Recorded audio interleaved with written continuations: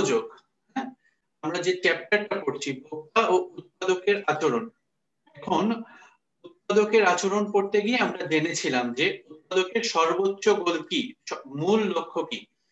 দেখো, উৎপাদকের মূল লক্ষ্য ছিল মুনাফা কিভাবে সর্বোচ্চ করা যায়, অর্থাৎ মুনাফা সর্বোচ্চকরণ, প্রফিট ম্যাক্সিমাইজেশন। এখন ভোক্তার মূল লক্ষ্য কি, একটু খেয়াল করো। ভোক্তার মূল লক্ষ্য কি সেটা আমরা একটু জানতে চেষ্টা করব। ভোক্তা দেখো বাজারে গিয়ে জিনিসপত্র কিনে কিনে সেটা ভোগ করে সন্তুষ্টি লাভ করে, তাই না? একটা স্যাটিসফ্যাকশন লাভ করে। এখন ভোক্তার মূল উদ্দেশ্য হচ্ছে এই সন্তুষ্টিটা সর্বোচ্চ করা। এখন এই সন্তুষ্টিটা আমরা পরিমাপ করব কি দ্বারা, যে কনসেপ্টের দ্বারা, সেটাই হচ্ছে উপযোগ। উপযোগ, আমরা বাজারে গিয়ে জিনিস কিনছি, সেটা থেকে সন্তুষ্টি লাভ করছি। এখন মুনাফা যেভাবে উৎপাদকের সর্বোচ্চ গোলটা আমরা যেভাবে নাম্বারে প্রকাশ করতে পারছিলাম, যে একজন উৎপাদক যে কলম উৎপাদন করে সে ৩,০০০ টাকা মুনাফা করে, ২,০০০ টাকা মুনাফা করে, কিন্তু এই যে আমাদের যে সন্তুষ্টি, আমরা এটাকে নাম্বারে প্রকাশ করতে পারি না নরমালি। হ্যাঁ, এই কারণে একটা কাল্পনিক ধারণা নিয়ে আসা হয় যে আমাদের সন্তুষ্টিটাকে আমরা নাম্বারে প্রকাশ করব। আমাদের যে সন্তুষ্টি আমরা লাভ করি সেটা আমরা একটা নাম্বারে প্রকাশ করব। ধরো একটা আপেল খেয়ে আমরা ১০০ একক সন্তুষ্টি লাভ করি, এরকম একটা কনসেপ্ট। এটা একটা কাল্পনিক ধারণা। হ্যাঁ, মানে আমরা একটা জিনিস ভোগ করব, ভোগ করে সেটা থেকে কত সন্তুষ্টি, স্যাটিসফ্যাকশন লাভ করি, সেটাকে একটা নাম্বারে রূপ দেওয়ার চেষ্টা। সেটা কেমন হতে পারে, যেমন বললাম ১ একক আপেল খেয়ে ১০০ একক, দ্বিতীয় একক মানে ২টা আপেল খেয়ে উপযোগ একটু কমতে পারে ৯০ একক, এই টাইপের নাম্বারিং করা। ঠিক আছে? তো কেন পড়বো উপযোগ, এটার একটা আইডিয়া দিলাম। কারণ ভোক্তার যে মূল লক্ষ্য সন্তুষ্টি সর্বোচ্চকরণ, সেটা আমরা উপযোগ দ্বারা পরিমাপ করি, অর্থাৎ ইউটিলিটি ম্যাক্সিমাইজ করে। ভোক্তা কম ব্যয় করে সর্বোচ্চ যতটুকু সন্তুষ্টি অর্জন করতে পারে কোনো কিছু ভোগ করে, এটা আমরা উপযোগ দ্বারা মেজার করার চেষ্টা করি। আচ্ছা, তাহলে আমরা এখন কেন পড়বো উপযোগ সেটা সেটা বুঝলাম। এখন আমরা উপযোগের একটা সংজ্ঞা দাঁড় করানোর চেষ্টা করি। নরমালি সাধারণভাবে উপযোগ বলতে বুঝে উপকারিতা, মানে কোনো কিছু থেকে উপকারিতা আমরা যদি পাই সেটাই উপযোগ ধরা হয়। কিন্তু আমরা যখন ইকোনমিক্স পড়তে যাব আমরা স্পেসিফিক হব। স্পেসিফিক্যালি আমরা বলবো যে কোনো বস্তুর বা কোনো দ্রব্য, সেটা যে কোনো দ্রব্য হতে পারে, যে কোনো দ্রব্যের যদি মানুষের অভাব পূরণ করার ক্ষমতা থাকে তাহলেই সেই বস্তুটার উপযোগ রয়েছে। আবার বলি, যে কোনো দ্রব্য, সেটা যে কোনো দ্রব্য হতে পারে, সেটার যদি মানুষের অভাব পূরণ করার ক্ষমতা থাকে, অভাব মেটানোর ক্ষমতা থাকে, সেটাই হচ্ছে উপযোগ। ঠিক আছে? দেখো, আমরা যা যা ইউজ করি দৈনন্দিন জীবনে, কলম, চাল, তারপর শিক্ষকের সেবা নিই, ডাক্তারের সেবা নিই, কাপড়, সবগুলোর ভিতরে কি আছে, মানুষের অভাব পূরণ করার ক্ষমতা থাকে। এই যে অভাব পূরণ করার ক্ষমতা, এটাই হচ্ছে উপযোগ। এই যে এই সেবাগুলো আমরা নিয়ে, শিক্ষকের সেবা নিয়ে, চাল নিয়ে, কলম নিয়ে কিনে আমরা আসলে আমাদের যে সন্তুষ্টিটা সেটা সর্বোচ্চ হয় বা কতটুকু হয় সেটা মেজার করার চেষ্টা করি উপযোগের কনসেপ্টের মাধ্যমে। ঠিক আছে? তাহলে উপযোগের একটা সংজ্ঞা, দ্রব্য বা সেবার ভেতর মানুষের অভাব মেটানোর যে ক্ষমতা সেটাকে উপযোগ বলা হয়। ঠিক আছে? যে জিনিসটা মাথায় রাখতে হবে যে উপযোগের সাথে ন্যায় অন্যায়, ভালো মন্দ বা উচিত অনুচিত প্রশ্ন জড়িত থাকে না। এটা কেমন দেখো, আবার বলি, যে কোনো, আমি বারবার জোর দিচ্ছিলাম, যে কোনো দ্রব্যের যদি মানুষের অভাব পূরণ করার ক্ষমতা থাকে, তাহলে যে কোনো দ্রব্য, একটু খেয়াল করো, যারা ধূমপান করে এটা তাদের স্বাস্থ্যের জন্য অনেক বেশি ক্ষতিকর। হ্যাঁ, কিন্তু যারা ধূমপান করে ওই মুহূর্তে ওই সিগারেটটা তাদের কোনো না কোনো অভাব পূরণ করতে পারছে, তাই না? যারা ধূমপান করে ওই মুহূর্তে ওই সিগারেটটা তাদের কোনো না কোনো অভাব পূরণ করতে পারে। তার মানে ওই সিগারেটের ওই মুহূর্তে ওই ব্যক্তিটার কাছে উপযোগ আছে, কারণ তার অভাব পূরণ করতে পারে। এই কারণে এটা একটু মাথায় রাখতে হবে, ন্যায় অন্যায় মানে এটা তো খারাপ, সিগারেট খাওয়া নিজের ক্ষতি কে করতে চায় বা নিজের ক্ষতি মানুষ কেন করবে, এটা একটা অন্যায় বা অনুচিত কাজ। কিন্তু প্রশ্ন হলো সেখান থেকে সে তার অভাব পূরণ হচ্ছে কিনা। আমরা জানি বা বুঝি যে কোনো না কোনো অভাব, তার মানসিক সমস্যা বা কোনো না কোনো অভাব হয়তো তার পূরণ হচ্ছে, নাহলে একটা জিনিস বারবার কেন সে কনজিউম করবে, বারবার কেন কনজিউম করবে। ঠিক আছে, তো এটা মাথায় রাখবে। অভাব পূরণ করার ক্ষমতা সেটা যে কোনো দ্রব্যের। এখানে অর্থনীতিতে ন্যায় অন্যায় ভালো মন্দ বা অতীত প্রশ্ন জড়িত থাকে না। আর আমি যেটা বললাম আরেকটা জিনিস, উপযোগ সংখ্যা দিয়ে প্রকাশ করা হয়। অর্থাৎ একটা আপেল খেলাম, কতটুকু উপযোগ পেলাম, 100 একক, এইভাবে নাম্বার দিয়ে প্রকাশ করা হয়। এখন একটু লিখে রাখো যে উপযোগ প্রকাশ করা হয় যে একক দিয়ে, সেটাকে বলা হয় ইউটিল। ইউটিআইএল, উপযোগ প্রকাশের একক হলো ইউটিল। এটা তোমাদের এমসিকিউর জন্য ইম্পর্টেন্ট। উপযোগ যে একক দিয়ে প্রকাশ করা হয় সেটাকে বলা হয় ইউটিল, ইউটিআইএলএস অথবা ইউটিআইএল। তাহলে আমি উপযোগ এতক্ষণ বোঝানোর চেষ্টা করলাম। আবার উপযোগটা একটু সাম আপ করি। আমরা উপযোগ কেন করছি? কারণ আমরা যে ভোগ করে সন্তুষ্টি অর্জন করি সেটাকে নাম্বারে প্রকাশ করার চেষ্টা করি। ঠিক আছে, আর উপযোগের সংজ্ঞা হলো যে কোনো দ্রব্যের যদি অভাব পূরণ করার ক্ষমতা থাকে মানুষের, সেটারই উপযোগ আছে। আরেকটা জিনিস মনে রাখবে, উপযোগের সাথে ন্যায় অন্যায় ভালো মন্দের প্রশ্ন জড়িত থাকে না। এটুক পর্যন্ত ক্লিয়ার সবার? জি স্যার। আচ্ছা, তাহলে আমরা নেক্সট আগাচ্ছি আরেকটু। হ্যাঁ, উপযোগের সংজ্ঞা ক্লিয়ার করার পর আমরা দুইটা কনসেপ্ট নিয়ে ধারণা নিব। একটা হচ্ছে মোট উপযোগ, আর একটা হলো প্রান্তিক উপযোগ। একটু খেয়াল করো, মোট উপযোগ, প্রান্তিক উপযোগ। মোট উপযোগটা হচ্ছে আমরা যখন একটা দ্রব্য ভোগ করতে থাকবো। ধরো আমরা লিচু খাচ্ছি, লিচু খেতে থাকবো। ঠিক আছে, ধরো আমরা 7টা লিচু খেলাম বা 8টা লিচু খেলাম। প্রথম লিচু খাওয়ার পর আমাদের উপযোগ হলো 30 ইউটিল বা 30 একক। আবার দ্বিতীয় লিচু খাওয়ার পর আমাদের উপযোগ হলো 25 ইউটিল বা 25 একক, তাই না? এই যে প্রথম আর দ্বিতীয় একক খাওয়ার পর যে উপযোগটা পেলাম, তাহলে আমাদের মোট উপযোগ কত? দুটো যদি আমরা যোগ করি, প্রথমে পেলাম 30, এরপরে 25, এই দুইটা যোগ করলে আমরা আসলে মোট উপযোগ 55 একক সেটা পাচ্ছি। একইভাবে 7টা লিচু খেলে 7টা লিচু থেকে যে উপযোগ পাবো সেটা যদি যোগ করি, তাহলে আমরা যে উপযোগটা পাবো এটা হচ্ছে আমাদের মোট উপযোগ। মোট উপযোগের সংজ্ঞাটা কি দাঁড়ালো? নির্দিষ্ট সময়ে একটি দ্রব্যের বিভিন্ন একক মানে একটা লিচু, দুইটা লিচু, এভাবে 7টা লিচু, প্রাপ্ত উপযোগের সমষ্টি, মানে প্রত্যেকটা থেকে যে উপযোগ পাচ্ছি সেটা যদি আমরা যোগ করি তাহলে যে নাম্বারটা পাবো সেটাই হচ্ছে আমাদের মোট উপযোগ। তাহলে একটা এক্সাম্পল দেখি। এখানে একটা লেবু বা কমলা লেবুর ছবি আছে। দেখো, প্রথম লিচুটা খাওয়ার পর আমি 20 একক উপযোগ পেলাম, তাহলে আমার মোট উপযোগ প্রথমে একটাই থাকবে, 20 একক থাকবে। হ্যাঁ, 20 একক। তাহলে দ্বিতীয় লেবু খাওয়ার পর, পেয়ারা খাওয়ার পর, এটা পেয়ারা বোধহয়, পেয়ারা খাওয়ার পর 18 একক উপযোগ পেলাম। ঠিক আছে, তাহলে এখন আমার মোট উপযোগ কত হলো বলতো? 38 স্যার। ভেরি গুড, তাহলে আমি দুইটা যোগ করে দিব। কিভাবে বলতো? 5 নাম্বার পর্যন্ত আমাদের মোট উপযোগ কত হবে 5টা পেয়ারা ভোগ করার পরে? স্যার 80। হ্যাঁ, গুড, ভেরি গুড। তাহলে আমি প্রত্যেকটা থেকে যে উপযোগটা পাচ্ছি সেটা যদি আমি যোগ করে দিই, তাহলে আমি মোট উপযোগটা তাহলে দেখো, আমরা মোট উপযোগ আমাদের কাজটা কি? প্রত্যেক একক থেকে যে উপযোগটা পাচ্ছি সেটা জাস্ট যোগ করে দিলে আমরা মোট উপযোগ পেয়ে যাচ্ছি, তাই না? তাহলে মোট উপযোগের কনসেপ্ট ক্লিয়ার হলো। এখন আমরা নেক্সট প্রান্তিক উপযোগের কনসেপ্টটা ক্লিয়ার করব। হ্যাঁ, একটু খেয়াল করো, এটার মূল কনসেপ্ট হচ্ছে আমরা অতিরিক্ত এক একক যখন ভোগ করব, অর্থাৎ প্রথম একক খেলাম, প্রথম পেয়ারা খেলাম, এরপর দ্বিতীয় একক পেয়ারা ভোগ করতে গেলাম, এই যে অতিরিক্ত এক একক যে ভোগ করলাম, এটার ফলে মোট উপযোগের যে পরিবর্তন হয়।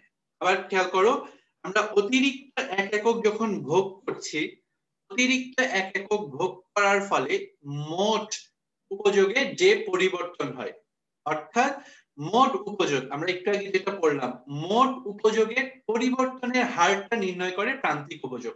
আর সবসময় খেয়াল রাখবে প্রান্তিক শব্দটা তোমরা বারবার পাবে ইকোনমিক্সে। প্রান্তিক মানে হচ্ছে অতিরিক্ত এক একক। প্রান্তিক শব্দটার মানে হচ্ছে অতিরিক্ত এক একক। অর্থাৎ যখনই প্রান্তিক উপযোগ দেখবে অতিরিক্ত এক একক ভোগ করলে কি বাড়তি মোট উপযোগ পাওয়া যাচ্ছে। আবার প্রান্তিক আয় যখন দেখবে অতিরিক্ত এক একক উৎপাদনের কারণে কি অতিরিক্ত এক একক বিক্রি করার কারণে কি অতিরিক্ত আয় পাওয়া যাচ্ছে। প্রান্তিক ব্যয় অতিরিক্ত এক একক উৎপাদন করার কারণে উৎপাদনকারী কতটুকু অতিরিক্ত ব্যয় হচ্ছে। অর্থাৎ প্রান্তিক মানে হচ্ছে অতিরিক্ত এক একক। যখন উপযোগ অতিরিক্ত এক একক ভোগ করব, আবার যখন আয় তখন অতিরিক্ত এক একক বিক্রি করব, যখন ব্যয় অতিরিক্ত এক একক উৎপাদন করব। অর্থাৎ প্রান্তিক মানে হচ্ছে অতিরিক্ত এক একক। যখনই আমরা উৎপাদন করতে যাব তখন মোট উপযোগের যে পরিবর্তন হয় সেটাই হচ্ছে প্রান্তিক উপযোগ। একটু আগে যে এক্সাম্পলটা দেখলাম, এখানে দেখো তোমরা প্রথমে বলেছিলে মোট উপযোগ কত 20, পরে বললে মোট উপযোগ 38। তাহলে এখানে প্রান্তিক উপযোগ কত বলো তো? প্রথম একক থেকে দ্বিতীয় এককে যাওয়ার ফলে প্রান্তিক পরিবর্তন হলো কত? 18 গুড। অর্থাৎ অতিরিক্ত এক একক ভোগ করার ফলে আমার 18 একক উপযোগ বাড়লো। এরপরে হলো 44 তৃতীয় একক ভোগ করার পর। দ্বিতীয়তে ছিল আমার কত 38, 3 নম্বরে গিয়ে হলো আমার 54। তাহলে আমার কত একক উপযোগ বাড়লো? 16 একক। অর্থাৎ প্রতি একক ভোগ বাড়াচ্ছি, আমার উপযোগ কতটুকু বাড়লো এটাই হচ্ছে প্রান্তিক উপযোগ। কোন দ্রব্যের অতিরিক্ত একক ভোগের ফলে যে বাড়তি মোট উপযোগ পাওয়া যায় তাকে প্রান্তিক উপযোগ বলে। ক্লিয়ার সবার প্রান্তিক উপযোগ কনসেপ্টটা? জি স্যার। আচ্ছা ঠিক আছে, এখন আমরা সবচেয়ে ইম্পর্টেন্ট কনসেপ্টে যাচ্ছি, একটা বিধি পড়বো। হ্যাঁ একটু খেয়াল করো, আমরা অলরেডি বিধি পড়েছি, দুই একটা চাহিদা বিধি পড়েছি। অর্থাৎ চাহিদাকে আমরা একটা সূত্রের মধ্যে নিয়ে আসার চেষ্টা করি। আবার যোগান বিধি পড়েছি, মানুষের উৎপাদকের আচরণ কেমন সেটা একটা নিয়মের মধ্যে একটা ফ্রেমওয়ার্কে নিয়ে আসার চেষ্টা করি। একইভাবে এখন আমরা আরো একটা বিধি পড়বো, ঠিক আছে? সেটা হচ্ছে ক্রমহ্রাসমান প্রান্তিক উপযোগ বিধি। প্রান্তিক উপযোগ টার্মটা তোমরা অলরেডি ক্লিয়ার, যে আমি এক একক উপযোগ বাড়াচ্ছি, আমার মোট উপযোগে কি পরিবর্তন হচ্ছে, এটা হচ্ছে আমার প্রান্তিক উপযোগ। এটা হলো আমার প্রান্তিক উপযোগ। এখন ক্রমহ্রাসমান প্রান্তিক, ক্রমহ্রাসমান শব্দটার সঙ্গে তোমরা একটু পরিচিত হবে। হ্যাঁ, ক্রমান্বয়ে আস্তে আস্তে হ্রাস হয়, ধীরে ধীরে কমে যায়। ক্রমান্বয়ে যেটা আস্তে আস্তে হ্রাস পেতে থাকে। একটু বোর্ডে দেখো, এখানে ধরো আমরা দিলাম এটা ভোগের পরিমাণ, আর এটা হলো মোট উপযোগ, টোটাল ইউটিলিটি। দেখো এক একক খাওয়ার পরে আমার উপযোগ হলো 5, দ্বিতীয় একক খাওয়ার পরে আমার উপযোগ হলো 9, তৃতীয় একক খাওয়ার ফলে আমার উপযোগ হলো 12, চতুর্থ একক খাওয়ার পর আমার উপযোগ হলো 14। মোট উপযোগ কি বাড়ছে না? একটু খেয়াল করো, মোট উপযোগ 5 এর পর 9 হচ্ছে, 9 এর পর 12 হচ্ছে, 12 এর পর 14 হচ্ছে। মোট উপযোগ বাড়ছে, কিন্তু খেয়াল করো কোন হারে বাড়ছে। প্রথমে আমার প্রান্তিক উপযোগ 5, এরপরে কত হলো বলো তো? 5 এর পরে 4 না, 5 এর পর 9 হওয়ার পরে 4, এরপরে কত হলো 3, এরপরে কত হলো 2। একটু খেয়াল করো, এটা হচ্ছে মানে ক্রমান্বয়ে মোট উপযোগটা কমতে থাকে। আর প্রান্তিক উপযোগ দেখো, প্রথমে হলো 4, প্রথমটা তো ঠিক থাকবে 5, এরপরে 4, এরপরে 3, এরপরে 2। অর্থাৎ প্রান্তিক উপযোগ ক্রমান্বয়ে কমতে থাকে, ক্রমহ্রাসমান হয়। একটু বুঝতে পেরেছো যে আমি তালিকা থেকে যেটা বোঝালাম, সূচি থেকে যেটা বোঝালাম? জি স্যার। আচ্ছা এখন দেখো, এটা ধরো এটা ক্রমহ্রাসমান, ক্রমবর্ধমানটা কিরকম হয় একটু জাস্ট জানার জন্য জেনে রাখো। তো এটা হচ্ছে 5, এখানে ধরো 11। বলো স্যার, হ্যাঁ বলো। এর আগে যে একটা দেখাইছেন, এটা তো ধরেন আগে 5 কমছে এরপরে 4 এইভাবে করে, কিন্তু যদি এটা এরকম হয়েছে যে আগে 5 কমছে এরপরে 3 কমছে এরপরে 1 কমছে, হ্যাঁ মানে ওটাও ক্রমহ্রাসমান, যদি হ্যাঁ ওটাও ক্রমহ্রাসমান, মানে কমছে, এটা হচ্ছে ক্রমহ্রাসমান। আর এটা একটু দেখো, যে কোনো ধরনের কমলেই, হ্যাঁ ওটা ক্রমহ্রাসমান, এটা একটু দেখো এখানে বলো তো কত বাড়লো প্রথমে, 6 না? বলো, উপযোগ কত বাড়লো? 6। এরপরে কত বাড়লো? 9। আবার এটা কত? 12। তাহলে দেখো এই আগে ছিল 5 4 3 অথবা 5 3 1, আর এটা দেখো 6, 6 এর পর 9, 9 এর পর 12। এটা হচ্ছে ক্রমবর্ধমান প্রান্তিক উপযোগ। এটা ধরো কাজের ক্ষেত্রে হয়, যারা আসক্ত কোনো ভোগের, কোনো দ্রব্য ভোগের ক্ষেত্রে আসক্ত, যেমন সিগারেট, মানে যে শুরু করে একটা দিয়ে শেষে গিয়ে দেখা যায় সে সারাদিন শুধু সিগারেটই খায়। মানে যারা আসক্ত তাদের উপযোগটা হয় কোনো কিছু ভোগ করার পর তারা খালি মানসিক বা কোনো ধরনের সন্তুষ্টি পেতেই থাকে, বা কোনো কারণে ওটা খেতেই থাকে, অর্থাৎ তাদের উপযোগটা ক্রমান্বয়ে বাড়তে থাকে। এটা হচ্ছে ক্রমবর্ধমান। আবার এটা হয় দেখো, স্যার যদি 6 8 12 এইভাবে হইতো। হ্যাঁ একই, বাড়তেই আছে, ক্রমান্বয়ে বাড়তেই আছে, নাম্বার কোনো ফ্যাক্টর না। ফ্যাক্টর হচ্ছে তুমি বুঝো যে এটা বাড়ছে, ক্রমান্বয়ে বাড়ছে, উপযোগ ক্রমান্বয়ে বাড়ছে। আবার এখানে ধরো জি স্যার। এখানে একই হারে বাড়ছে, এটা হচ্ছে সমানুপাতিক, 5 10 15 20, 5 করে বাড়ছে। ঠিক আছে, এখন আমরা আমাদের বৃদ্ধিটাতে ফিরে যাই, ক্রমহ্রাসমান প্রান্তিক উপযোগ বৃদ্ধি। তাহলে ক্রমহ্রাসমান কনসেপ্টের সঙ্গে তোমরা ক্লিয়ার, আবার প্রান্তিক উপযোগ কনসেপ্টের সঙ্গে তোমরা ক্লিয়ার। এখন বিধিটার মূল বক্তব্যটা একটু বোঝার চেষ্টা করো, এই যে বিধি এটার মূল বক্তব্য কি একটু ভালো মতো খেয়াল করো। যে মানে স্বাভাবিক অবস্থায় কি হয়, যে মানুষের অভাব অসীম হয়। যখন নর্মালি আমরা প্রথমেই পড়েছিলাম সমস্যাটা শুরু হয় অসীম অভাব থেকে, কিন্তু অসীম অভাব পূরণ করার সম্পদ সীমিত সেটা থেকে। অর্থাৎ নর্মালি কি হয়, মানুষের অভাব অসীম, কিন্তু একটা নির্দিষ্ট সময়ে, ধরো 50 মিনিট বা 30 মিনিট, একটা নির্দিষ্ট সময়ে কোনো দ্রব্য ভোগের ক্ষেত্রে আমি কিছু খাচ্ছি, নির্দিষ্ট সময়ে কোনো দ্রব্য ভোগের ক্ষেত্রে আমি কোনো কিছু খাচ্ছি অথবা কোনো সেবা নিচ্ছি, তখন আসলে অভাবটা সসীম, মানে অভাবটা নির্দিষ্ট। সেটা কেন হয় আমি বলি, একটা এক্সাম্পল দিই। ধরো তুমি প্রচন্ড গরমে তুমি এক ঢোক ঠান্ডা পানি খেলে, ওটার থেকে যে সন্তুষ্টি, ওটার থেকে যে উপযোগ, এটা অনেক বেশি না? অনেক বেশি উপযোগ। ধরো প্রথম ঢোক পানি খেয়ে তুমি 100 একক উপযোগ পেলে, মানে ওটার অনেক বেশি উপযোগ, এটা তোমার মধ্যে অন্যরকম একটা সন্তুষ্টি নিয়ে আসে। কিন্তু প্রথম ঢোক খাওয়ার পর দ্বিতীয় ঢোক খেলে কিছু সন্তুষ্টি পেলে, এভাবে কি তুমি ঠান্ডা পানি খেতে থাকবে না। একটা পর্যায়ে গিয়ে তুমি আর খাবে না, মানে অল্প কিছুক্ষণ ঠান্ডা পানি খেয়ে তুমি আর ঠান্ডা পানিটা খাবে না। অথবা তুমি কিছু খাওয়া শুরু করলে, তুমি কি ক্রমাগত খেতেই থাকবে? আইসক্রিম খাওয়া শুরু করলে, একটা আইসক্রিম খেলে, দুইটা আইসক্রিম খেলে, এভাবে দেখা গেল তুমি সর্বোচ্চ 4টা পর্যন্ত খেতে পারছো, 5 নম্বরে গিয়ে আর খেতে পারছো না। এই যে তুমি যখন একই জিনিস ক্রমান্বয়ে ভোগ করতে থাকো, একটা নির্দিষ্ট সময়ে একই জিনিস ক্রমাগত ভোগ করতে থাকো, তখন যেটা হয় আসলে একটা পর্যায়ে তোমার ওই দ্রব্যটার প্রতি আসক্তি কমে যায়। প্রথম একক খাওয়ার পর যে আসক্তিটা তৈরি হয় যে আরেকটু খাই, দ্বিতীয় একক, এভাবে তৃতীয় এককে গিয়ে আরেকটু খাই, আস্তে আস্তে চতুর্থ পঞ্চম ষষ্ঠ এককে গিয়ে তুমি আর খেতে চাইবে না। ওই যে আসক্তি বা খাওয়ার ইচ্ছা, ওই ইচ্ছাটা আস্তে আস্তে কমে যাবে। এটা যে কোনো স্বাভাবিক মানুষের ক্ষেত্রে হয়, তুমি খেতেই থাকবে, এটা কখনোই সম্ভব না। তোমার শুরুতে উপযোগ অনেক বেশি থাকবে, আস্তে আস্তে উপযোগটা কমতে থাকবে।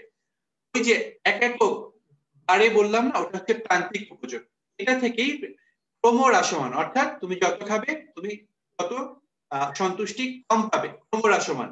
প্রান্তিক উপযোগ ওই যে এক একক করে বাড়াচ্ছ, ওই এক এককে আসলে উপযোগটা কমতে থাকে, যেটা আমরা ছক থেকে দেখেছি। প্রথমে 5 পেলে, প্রান্তিক উপযোগ 5 হলে এরপরে 4 হচ্ছে, এরপরে 3 হচ্ছে, এরপরে 2 হচ্ছে, অর্থাৎ ক্রমান্বয়ে প্রান্তিক উপযোগটা কমতে থাকছে। তুমি যত বেশি ভোগ করবে তত তোমার উপযোগটা কমতে থাকবে।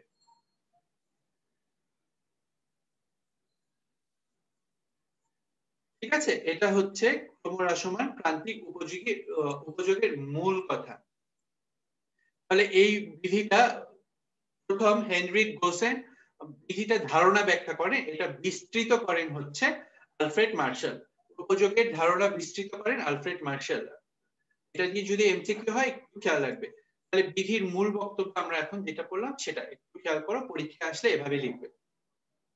অন্যান্য অবস্থায় স্থির থাকলে কোনো নির্দিষ্ট সময় কোনো দ্রব্য, কোনো নির্দিষ্ট সময় কোনো ব্যক্তি যখন একই দ্রব্য ক্রমাগতভাবে ভোগ করতে থাকে, একই দ্রব্য ক্রমাগতভাবে ভোগ করতে থাকে, তখন ওই দ্রব্যের মোট উপযোগ বৃদ্ধি পেলেও প্রান্তিক উপযোগ ক্রমশ হ্রাস পায়। ক্লিয়ার? আমি বোঝাতে পেরেছি? মূল বক্তব্য বোঝানোর পর বিধিটা দেখালাম, তোমরা ধরতে পেরেছো কিনা? জি স্যার। আচ্ছা, এখন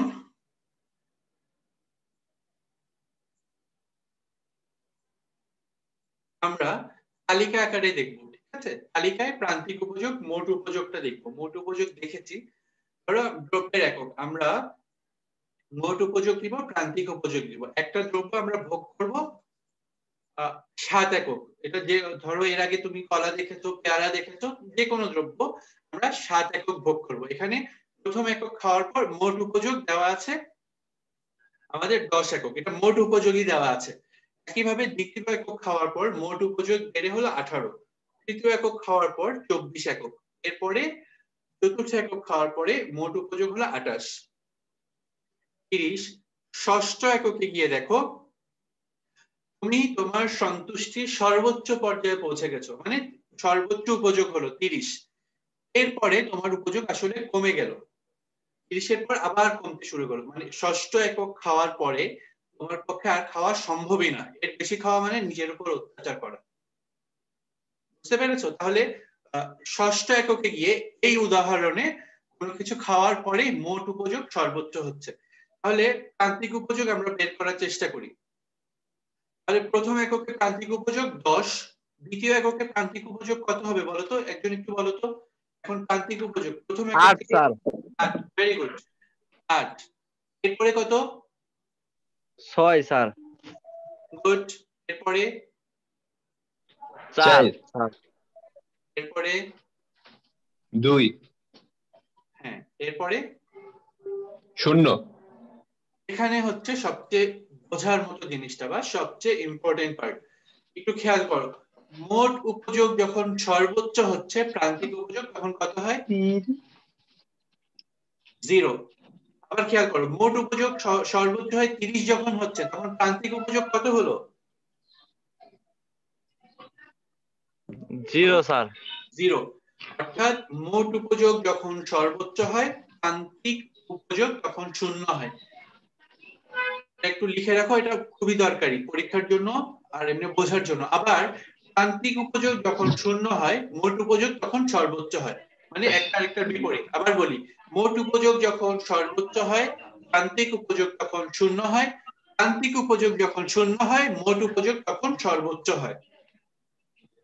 এরপরে গিয়ে কি হয় বলতো? এরপরে কমতে থাকে, 30-এর পর 28 হয়ে যায়।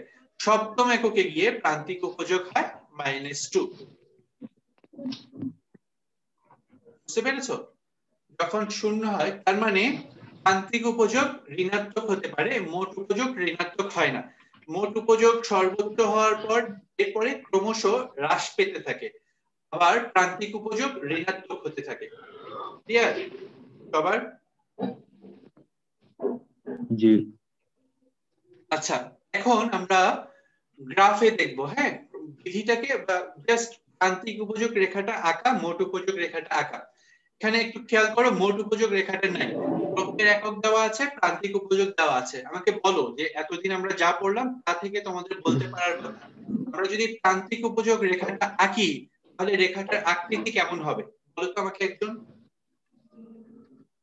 স্যার ডান দিক থেকে বাম দিকে নিম্নগামী, বাম দিক থেকে স্যার ডান দিকে নিম্নগামী। Very good, very good. বাম দিক থেকে ডান দিকে নিম্নগামী। দেখো দ্রব্যের একক বাড়ছে আর ওটা ক্রমান্বয়ে কমছে, অর্থাৎ বিপরীতমুখী সম্পর্ক, একটা বাড়লে আরেকটা কমে। এই যে বিপরীতমুখী সম্পর্ক, এটাই হচ্ছে প্রান্তিক উপযোগ রেখা, অর্থাৎ বাম দিক থেকে ডান দিকে নিম্নগামী। এখন যদি মোট উপযোগ রেখাটা আঁকি, একটু এখান থেকে একটা আইডিয়া নাও, আমরা আঁকলে যাতে তোমাদের বুঝতে সুবিধা হয়। দেখো ষষ্ঠ একক পর্যন্ত বাড়ছে না, প্রথম থেকে ষষ্ঠ একক পর্যন্ত বাড়ছে, অর্থাৎ ক্রমহ্রাসমান হারে বাড়ছে। তো এখানে একটা ঊর্ধ্বগামী শেপ হবে, যেহেতু দুইটাই বাড়ছে। 30-এ গিয়ে সর্বোচ্চ হচ্ছে, এরপরে সর্বোচ্চ বিন্দু থেকে এরপর আবার কমতে শুরু করবে, অর্থাৎ প্রথমে বাড়ছে, সর্বোচ্চ হচ্ছে, কমতে শুরু করছে। এটার শেপটা হবে উল্টা ইউ আকৃতির, মানে উল্টানো ইউ আকৃতির শেপ। আমরা একে এখন দেখব।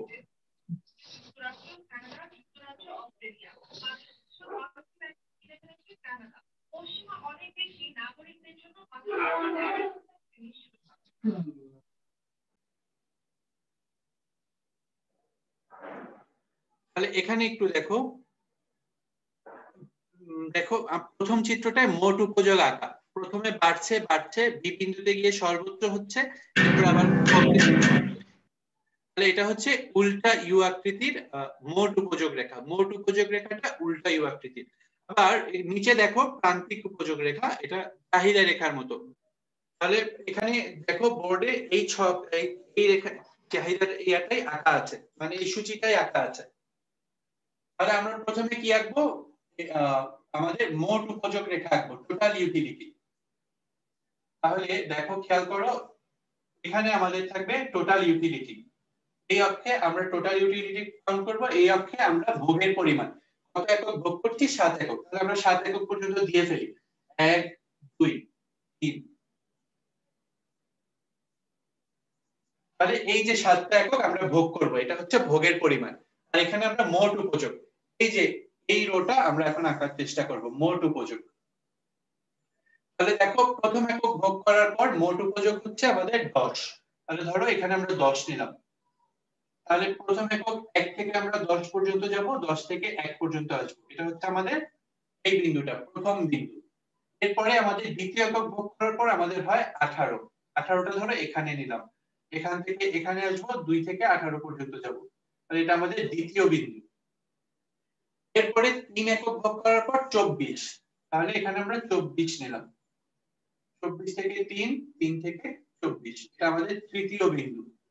এরপরে 28 28, 28 থেকে 4 পর্যন্ত, 4 থেকে 28 পর্যন্ত, এটা আমাদের চতুর্থ একক বিন্দু। এরপরে 30, পঞ্চম একক ভোগ করার ফলে 5 থেকে 30, 30 থেকে 5, এটা পঞ্চম বিন্দু। এরপরে ষষ্ঠতে গিয়ে আমরা 30, এখান থেকে 30, এখান থেকেও 30, ঠিক আছে। এরপরে গিয়ে আমাদের কমতে শুরু করে, 7 হওয়ার পরে আমাদের হচ্ছে দেখো 28, আবার 28 থেকে আমরা এই পর্যন্ত আসবো। আমাদের বিন্দুগুলো বসানো শেষ, এখন আমরা জাস্ট যোগ করব। দেখো প্রথমে বাড়ছে, ক্রমহ্রাসমান হারে বাড়ছে, বাড়তে বাড়তে গিয়ে সর্বোচ্চ হচ্ছে। তাহলে এখান থেকে বেড়ে বাড়তে বাড়তে গিয়ে সর্বোচ্চ হয়, এরপরে আবার ক্রমশ কমতে থাকে। গ্রাফের শেপটা দেখেছো, উল্টা ইউ আকৃতির শেপ, উল্টো ইউ আকৃতির শেপ। যদি বিন্দু বসাতে পারো তাহলে কোনো সমস্যাই নেই, এটা খুব ইজিলি ধরতে পারবে। তাহলে এখানে আমরা তিনটা অংশ আইডেন্টিফাই করে ফেলি। এই যে এখানে শুরুর বিন্দু দিলাম এ, সর্বোচ্চ বিন্দু দিলাম, এই যে সর্বোচ্চ বিন্দু দিলাম বি। তাহলে এ বি অংশ পর্যন্ত মোট উপযোগ বাড়তে থাকে ক্রমহ্রাসমান হারে। এরপরে বি বিন্দুতে গিয়ে সর্বোচ্চ হয়, বি বিন্দুতে সর্বোচ্চ, এরপরে আবার এখানে সি দিলাম, বিসি অংশে ক্রমান্বয়ে হ্রাস পেতে থাকে। অর্থাৎ এবি পর্যন্ত বাড়তে থাকে, বি বিন্দুতে সর্বোচ্চ হয়, বিসি অংশে গিয়ে হ্রাস পায়। এটা হচ্ছে আমাদের মোট উপযোগ রেখা, মোট উপযোগ রেখা। তিনটা অংশ, প্রথম অংশ বাড়ে, দ্বিতীয় অংশে সর্বোচ্চ হয়, তৃতীয় অংশে ক্রমান্বয়ে হ্রাস পায়।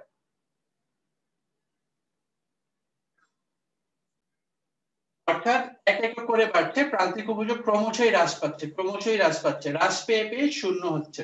ষষ্ঠ এককে গিয়ে মোট উপযোগ যখন সর্বোচ্চ হয়, সর্বোচ্চ হয় 30 হয়, প্রান্তিক উপযোগ তখন শূন্য হয়। এরপরে প্রান্তিক উপযোগ ঋণাত্মক হওয়া শুরু করে, আর মোট উপযোগ ক্রমশই হ্রাস পেতে শুরু করে। তো এখন আমরা এঁকে ফেলবো, আমরা প্রান্তিক উপযোগ রেখাটা আঁকবো, এটা নিচে নিচে আঁকবো।